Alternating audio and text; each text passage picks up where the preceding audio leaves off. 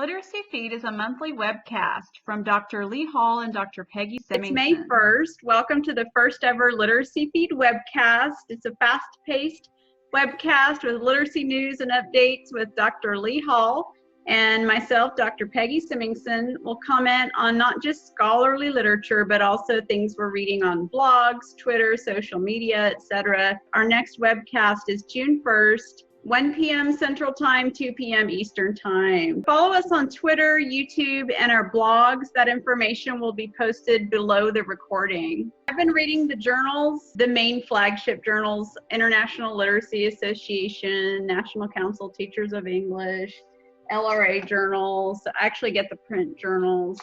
I'm seeing themes like Common Core is a huge one. Language Arts has this big Part 2 critique of Common Core, lots of articles on the usual sort of text, vocabulary, disciplinary literacies, always ongoing themes. So it's great to see that research continue. And then I'm happy also to see a lot of digital literacy research. I think it's still an unexplored area. There's lots of articles, but things like transmedia, youth participating in storytelling. It's nice to see a very student-centered and youth-centered perspective, hearing voices from youth themselves. But what I'm really seeing and I'm excited about, and I want to share about just for a minute, is this idea for this call to collaboration. And the call to collaboration between real teachers out there in the real world and those of us in the ivory towers is an ongoing call. And I'll just mention this recent article. It's in Research in the Teaching of English, and we'll post the link.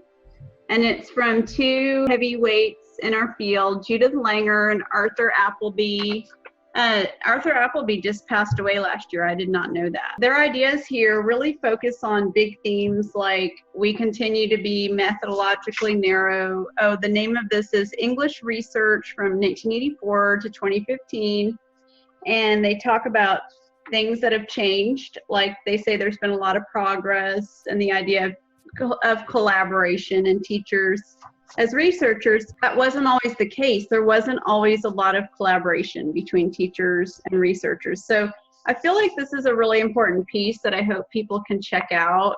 And it's in February, RTE, Research in the Teaching of English. So I just want to mention that article. Mention too in my recap, this idea from Journal of Adolescent and Adult Literacy, and this is March, April.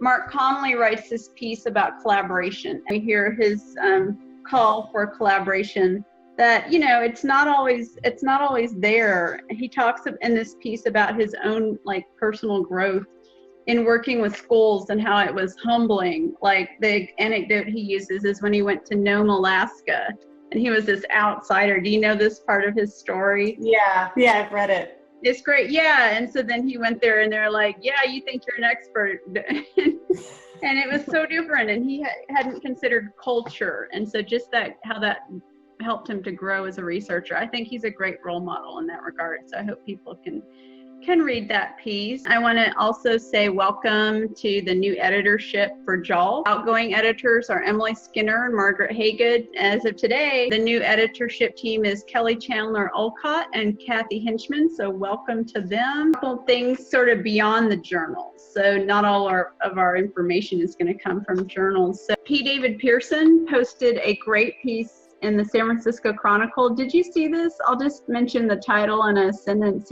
He wrote, after his wife passed, he shared on Facebook news, and he and his family, his children, had over 250 people celebrate her life on Facebook. So I thought that was amazing. What do you think about that? It was a really nice piece to read.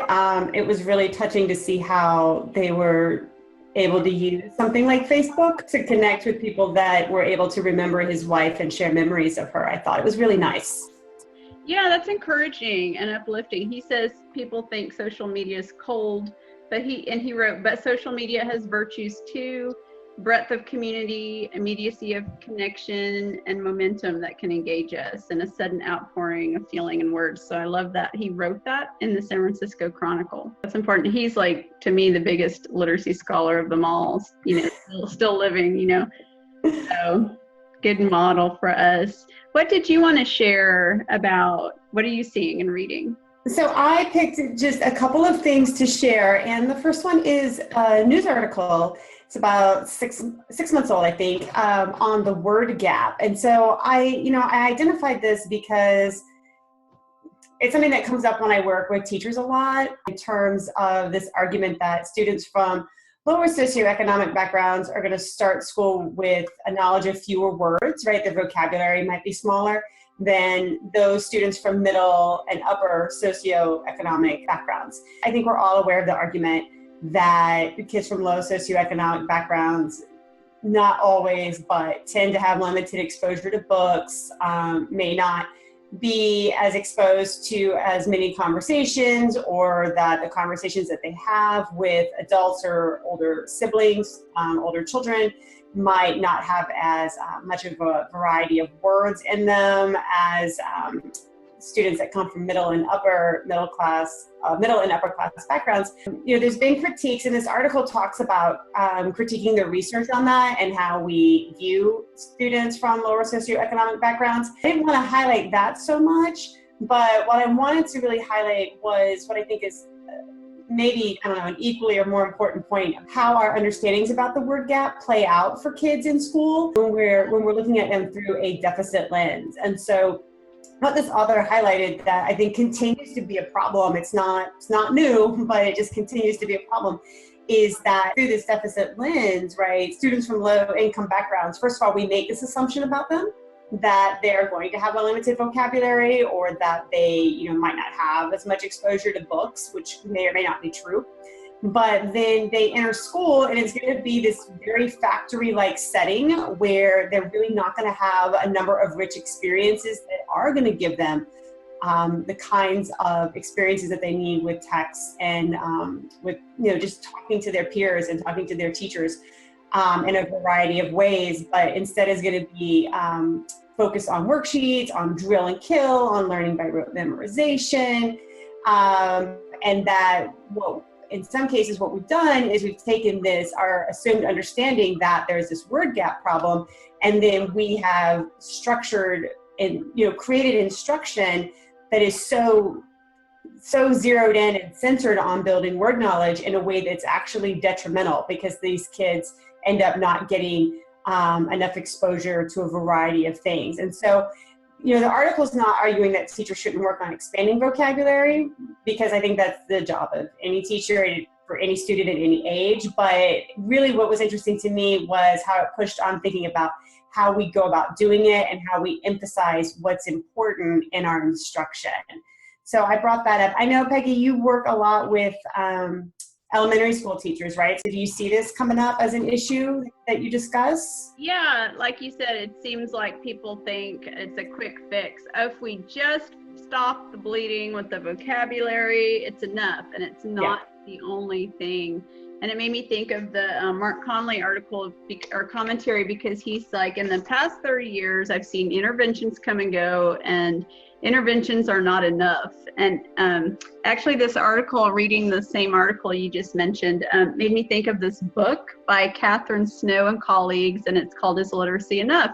Mm-hmm. And this, like, longitudinal study, which I think is they're hugely important to show from preschool through adulthood. Literacy intervention isn't enough sometimes if students have other competing factors like poverty. Right. Things that are just challenging, that this intervention program isn't going to be a quick fix. Right. That's my perspective. And then the last thing that I picked, I love reading a variety of blogs. And so I highlighted one of my favorite ones, which I found last year, called the Teched Up Teacher. And it's tech and ideas for the 21st century classroom. And so, like, his latest post, which was just a few days ago, was teaching entrepreneurship through the for-profit maker space. And so when you look at something like that, you might think, what does this have to do with literacy? Why are you highlighting it?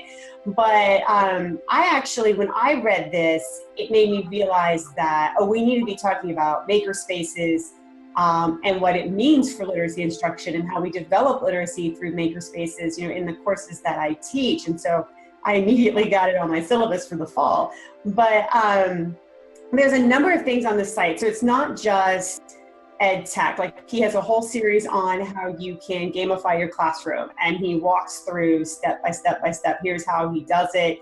He breaks things down very nicely for you. So what I would encourage you to do if you're looking through this website is, if you came to the website because you were interested in literacy, and when you look at it, it's not going to be in your face about reading and writing. So what you have to do is dig into it and think about, how does this promote literacy? What are the kinds of reading and writing practices that my students need to engage with the things that he's talking about here? And he does a great job of promoting digital literacies and giving great examples of how you can do that in your classroom in ways that are really unique and different. So that's why I put that here. He's one of my favorite bloggers. Oh, yeah, it's so important. Our field is so interdisciplinary that when we can cross-pollinate across fields, I think it's great. And he is also, I want to add somebody, like I've reached out to him when I read his whole series on gamification, because I wanted to apply some of those ideas to my own teaching. He was happy to Skype with me. We Skyped for, I don't know, 30 minutes, 60 minutes, so I could ask him questions. So he's really approachable. If you read something in there and you want to talk to him, his email's on the blog, and I would just shoot him an email. That's great. So he's open. Yeah. Good. Okay, I'm going to check it out, and we'll put all these links in the bottom of this recording. Do you have any other thoughts you want to say? No, that's it, I think. So this recording will be posted on our blogs. Again, follow us on Twitter. Check out our YouTube channels. If any of you or other literacy educators have any newsletters that we can subscribe to and follow so we can share your information in our future webcast, contact us and we'll follow you. So, yeah, sounds good. yeah, thanks.